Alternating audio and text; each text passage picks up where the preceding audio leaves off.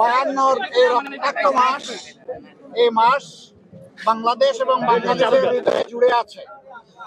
আমি সর্বপ্রথম 52 21শে ফেব্রুয়ারি অথবা 8ই ফাল্গুন যারা অধিকার আদায়ের জন্য, মায়ের ভাষার অধিকার প্রতিষ্ঠার জন্য লড়াই করে জীবন দিয়েছিলেন, সেই সমস্ত শহীদদের গভীর শ্রদ্ধার সাথে স্মরণ করছি। একই সাথে আমি 71-এ মুক্তিযুদ্ধে যারা শাহাদত বরণ করেছেন এবং লড়াই করেছেন তাদেরকেও গভীর শ্রদ্ধার সাথে স্মরণ করছি। তারই ধারাবাহিকতায় 24-এ স্বৈর শাসনের হাত থেকে, ফেসিবাদ থেকে দেশকে মুক্ত করে বৈষম্যহীন একটি সমাজ গড়ার প্রত্যয় নিয়ে যারা লড়েছেন তাদেরকে আমি গভীর শ্রদ্ধার সাথে স্মরণ করছি। এই 3 পর্যায়ে যারা দুনিয়া থেকে বিদায় নিয়েছেন, মহান আল্লাহর দরবারে দোয়া করি আল্লাহ তাদেরকে শহীদ হিসেবে কবুল করুন।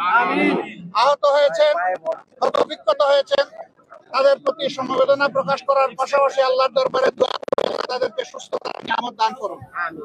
আমি এসেছিলাম বই মেলা দেখতে।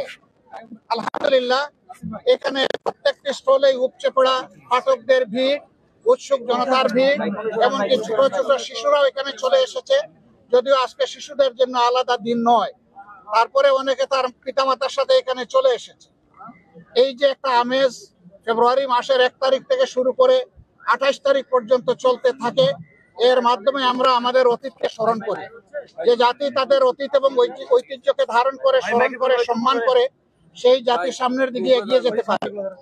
আমরা আশা করব যে এখানে যারা স্টল দিয়েছেন তারা পর্যাপ্ত বই পুস্তক রাখবেন এবং যারা পাঠক এবং এখান থেকে ক্রেতা যারা আসবেন তারা যেন তাদের চাহিদা মতো এখানে বইগুলা সংগ্রহ করতে পারেন।